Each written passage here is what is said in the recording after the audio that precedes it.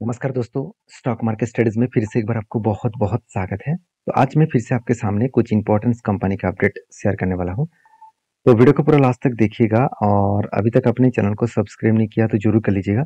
Continuously information और updates पाने के लिए चैनल के ऊपर बने रहिएगा। तो चलो देख लेते हैं कौन सा कंपनी है इस वीडियो के अंदर। फर्स्ट जो कंपनी है जिसके बारे में चर्चा करूँ उसका नाम है life insurance corporation of India, मतलब LIC।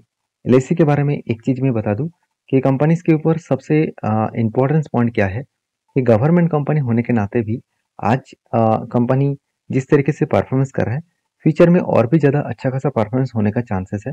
हाँ, एक वीकनेस तो हमेशा देखने को मिलेगा, वो है कंपनी सरकारी कंपनी है और इस कंपनी के ऊपर टोटल जो होल्डिंग है प्रोमोटर के पास, मतलब सरकार के पास, वो 96% के आसपास है। और ये जो होल्डिंग है वो किसके पास है? प्रोमोटर के हिसाब से देखा जाए तो कंपनी देखिए प्रेसिडेंट ऑफ इंडिया, जिनके पास टोटली 96% का होल्डिंग्स है। तो प्रोमोटर खुद सारे होल्डिंग्स को उठा के रखे हैं, जिसके चलते हुए FIS DS के पास उतना ज़्यादा होल्डिंग्स नहीं है। फिर भी देखेंगे तो FIS के पास अराउंड 0.06% का होल्डिंग है, ना के बराबर, और DS के पास 1% के आसपास होल्डिंग्स है। तो इंस्टीट्यूशन जो बाई कर रहा है, इनमें से आप ये भी देखेंगे तो जो DIS है उनमें से आपको 1% के आसपास होल्डिंग है। तो मतलब बाकी नाम आपको नहीं दिखेगा, क्योंकि 1% के ऊपर कोई एक व्यक्ति भी अगर होल्डिंग करे तो उसका नाम आपको शो करेगा। तो उसमें से कोई बीच में कोई नाम आपको नहीं दिखेगा। पब्लिक के बारे में बात करूँ तो पब्लिक टोटली 2.5% होल्डिंग रखा है। तो इतना कम होल्डिंग क्यों है? क्योंकि प्रोमोटर माल नहीं बेचा, जिसके चलते है अभी तक उतना ज़्यादा यहाँ पे बाकी लोग ऐड नहीं कर पाए। तो कंपनी कोई छोटा मोटा कंपनी है। अगर मैं इस सेक्टर के बारे में बात करूँ तो कंपनी देखिए, जो LIC है वो करीबन 6 लाख करोड़ के आसपास इसका मार्केट है। 6,50,000 करोड़ के आसपास इसका मार्केट कैप है। तो कोई छोटा मोटा कंपनी है, बहुत बड़ा कंपनी है। और सबसे इम्पोर्टेंस पॉइंट क्या है, जो इस कंपनी की खासियत पॉइंट ये है कि कंपनी जीरो डेप्ट कंपनी है। एक इंश्योरेंस कंपनी होने के नाते भी कंपनी के पास 1 रुपया भी कर्जा नहीं है। अगर बैलेंस शीट को देखेंगे तो बोरिंग्स आज तक 1 रुपया भी कर्जा नहीं लिया। उल्टा इसका जो रिजर्व था 500 करोड़, वो बढ़ के हो चुके हैं 54,000 करोड़। मतलब रिजर्व 2017 से लेकर 2023 तक अराउंड 6 to 7 मंथ्स आप देखेंगे तो कंपनी के ऊपर एक अच्छा खासा रिजर्व यहाँ पे देखने को मिले हैं। तो करीबन 500 करोड़ से बढ़ के 54,000 करोड़ तक बन चुके हैं। तो अलग लेवल का एक रिजर्व यहाँ पे बढ़ता हुआ देखने को मिले। और फिक्स्ड एसेट भी बढ़ा। फिक्स्ड एसेट मतलब 2,400 करोड़ से फिक्स्ड एसेट अभी 3,800 करोड़ के आसपास देखने को मिला। तो कंपनीज के ऊपर सबसे इंपॉर्टेंस पॉइंट क्या है एज ए इन्वेस्टर? इन्वेस्टर के बारे में बात करूँ, सॉरी, इन्वेस्टर तो है, कंपनी के जो क्वार्टर रिजल्ट है उसके बारे में बात करूँ तो सेल्स में आपको कोई भी कमियां नहीं दिखने को मिलेगा। पिछले बार का जो सेल्स था उससे कई गुना ज़्यादा यहाँ पे सेल्स देखने को मिला। एक्सपेंस को भी कंपनी कंट्रोल में रखे, उस बेसिस में जो नेट प्रॉफिट 250 करोड़ के आसपास हुआ था, उसके बाद 6,300 करोड़ बना। इस बार वो हाईएस्ट, पिछले सालों की तुलना से हाईएस्ट कंपनी का टोटल प्रॉफिट हुआ 9,400 करोड़ के आसपास। तो जब इतनी शानदार प्रॉफिट कंपनी ने किया तो कुछ ना कुछ तो पॉजिटिव बनने का चांसेस रहेगा। तो इसी के वजह से कंपनी के ऊपर एक ट्रेड बना। ट्रेड कुछ इस तरीके से बना है और मैंने इसके ऊपर ट्रेड भी ले चुका हूँ, जिसका लाइफ टाइम हाई था उसी रेंज को यहाँ पे मार्किंग किया और यहाँ पे कप के बाद एक हैंडल पैटर्न क्रिएट हुआ। फाइनली यहाँ पे ब्रेकआउट हुआ और ब्रेकआउट कंफर्मेशन भी हुआ। तो कंफर्मेशन होने के बाद यहाँ पे क्या हो रहा है, धीरे धीरे करके ऊपर भी गया और टारगेट के नज़दीक से ही वो रिवर्स कर रहा है। तो मैं आपको हमेशा बोलते आया हूँ कि जो लोग सोच रहे हैं कि ब्रेकआउट होगा उसके बाद वो डायरेक्टली जाकर टारगेट दे देगा, ऐसे होगा नहीं। कभी कभी वो करेक्शन भी दिखेगा और रिटेस्ट करेगा, उसके बाद फिर से वापस जाने का कोशिश करेंगे। तो देखिए, जब डिविडेंड दिया गया था उस डिविडेंड के तारीख में आपके साथ मेंशन किया था, 21 तारीख को आपको 4 रुपीज़ करके डिविडेंड कंपनी दिया था। तो एक्स्ट्रा बेनिफिट कंपनी आपको यहाँ पे दिया और डिविडेंड भी अच्छा खासा मिला। और उसके बाद कंपनी देखिए अभी एक ही रेंज के ऊपर कंपनी होल्ड कर रहा है। ये कंपनी का स्ट्रांगली एक सपोर्ट बन रहा है और इसी सपोर्ट के ऊपर अगर फिर से कंटिन्यू अपटेन में गए तो इस टारगेट तक वो जाने का कोशिश करेंगे। बाकी आपके क्या ओपिनियन है जरूर कमेंट्स करके बताना। नेक्स्ट जो कंपनी उसका नाम है IRCTC। तो IRCTC, जिसको हम लोग Indian railway catering and tourism corporation बोलते हैं, इस कंपनी का मेनली जो बिजनेस है वो कैटरिंग का बिजनेस है। उसके साथ साथ कंपनी इंडियन रेलवे के जितने सारे वाटर बॉटल्स बेचने वाला कंपनी है, तो उनमें से अकेला इस कंपनी का जो मार्केट शेयर है वो अकेला 45% ड्रिंकिंग वाटर डिस्ट्रीब्यूशन का काम लेकर रखा है, और वो भी किसके ऊपर? रेलवे के ऊपर। तो रेलवे के जो मार्केट शेयर है उनमें से 45% डिस्ट्रीब्यूशन नेटवर्क लेकर रखा है। तो एक बेस्ट तरीके से यहाँ पे पोजीशन देखने को मिला 45% के आसपास। बाकी इस कंपनी के ऊपर अगर मैं क्वार्टर रिजल्ट के बारे में बात करूँ, तो सेल्स 224 टू 550 550 करोड़, 918 करोड़ और 1100 करोड़। तो इस तरीके से कुछ सेल्स आपको यहाँ पे देखने को मिले हैं।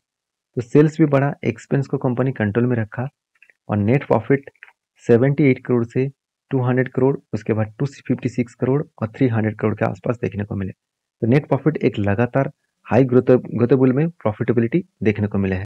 तो नेट प्रॉफिट इस तरीके से ग्रोथ हो रहा है। और अभी इस कंपनी के ऊपर सबसे बड़ा पॉइंट्स क्या है, कंपनी की जो बैलेंस शीट है, यहाँ पे आपको बोरिंग्स जो है वो एकदम ना के बराबर दिखेगा। बीच में कंपनी के ऊपर थोड़ा सा ज़्यादा बोरिंग्स लिया गया था। इस बार कंपनी का बोरिंग्स बहुत कम हो चुके हैं और रिजर्व लगातार बढ़ता हुआ देखने को मिले।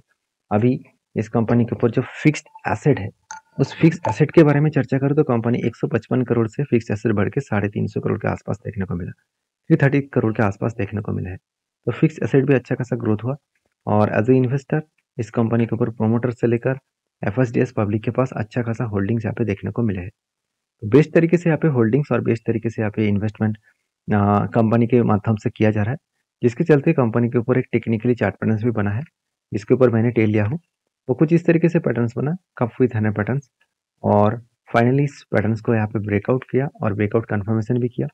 अभी देखिए धीरे धीरे करके वो ऊपर जा रहा है और उसके बाद नीचे भी आ रहा है। तो इस लेवल को वो बार बार रिटेस्ट कर रहा है, मतलब इस सपोर्ट को वो बार बार रिटेस्ट कर रहा है, और सपोर्ट रिटेस्ट करने के बाद वो ऊपर जाने का कोशिश कर रहे हैं। तो अगर ऊपर तक गए तो यहाँ पे अच्छा खासा टारगेट बनने का चांसेस रहेगा। तो कहने का मतलब है एक बेस्ट तरीके से एंटी लेवल्स यहाँ पे देखने को मिला है, और बेस्ट तरीके से एंटी लेवल यहाँ पे टारगेट लेवल होने का चांसेस भी रहेगा। तो बाकी आपके क्या ओपिनियन है जरूर मुझे कमेंट्स करके बताना। तो नेक्स्ट जो कंपनी है उसके नाम है राजेश एक्सपोर्ट। देखिए राजेश एक्सपोर्ट आप सभी जानते हैं, राजेश एक्सपोर्ट कोई छोटा मोटा कंपनी नहीं है, बड़ा कंपनी है। और 9000 करोड़ के आसपास इसका मार्केट कैप है। कंपनी के ऊपर लगातार लोअर सर्किट लगातार वो लो होते चले जा रहे हैं, क्योंकि राजेश एक्सपोर्ट के ऊपर जो नेगेटिव न्यूज़ है उसके कारण कंपनी के ऊपर लगातार देखिए सेल ऑफ होता चले जा रहा है। और मैंने आपको ये भी मेंशन किया था कि जिस तरीके से यहाँ पे स्ट्रांगली सपोर्ट जोन को ब्रेक किया, जिसका सपोर्ट जोन था करीबन 340 रुपीज़ के आसपास, इस लेवल को ब्रेक डाउन किया, मतलब एक बिग फॉल यहाँ पे देखने को मिल सकता है। और बिग फॉल का मतलब है करीबन 250 के आसपास इसका टारगेट होने का चांसेस है। तो जिस तरीके से यहाँ पे करेक्शन हुआ, जिस तरीके से यहाँ पे फॉल देखने को मिला, तो इजीली वो आसान तरीके से 250 लेवल तक आने का वो कोशिश करे। तो बाकी इस कंपनी के ऊपर करेक्शन होने के पीछे रीजन भी मैं आपको बता चुका हूँ कि कंपनी का जो क्वार्टर रिजल्ट है वो लगातार प्रॉफिट कम होते चले जा रहे हैं, क्योंकि कंपनी का सेल्स में थोड़ा सा वोलेटिलिटी है। क्योंकि पिछली बार 38,000 करोड़ के आसपास सेल्स हुआ था, इस बार वो बढ़ के हो चुके 65,000 करोड़। मगर इतना सेल्स बढ़ने से कुछ फायदा नहीं है, क्योंकि कंपनी का एक्सपेंस इतना ज़्यादा हो गया, इसके चलते कंपनी का नेट प्रॉफिट कम हो चुके हैं, जो 422 करोड़ से घट के हो चुके 12 करोड़। तो मतलब यहाँ पे नेट प्रॉफिटेबिलिटी जो है वो कम होता देखने को मिले है। और जब कम हुआ तो इसका मतलब यहाँ पे प्रेशराइज बनता हुआ देखने को मिले है। बाकी इस कंपनी के ऊपर एज ए इन्वेस्टर, प्रोमोटर से लेकर एफएसडीएस पब्लिक, हर किसी के पास अच्छा खासा आपको होल्डिंग तो देखने को मिल जाएगा।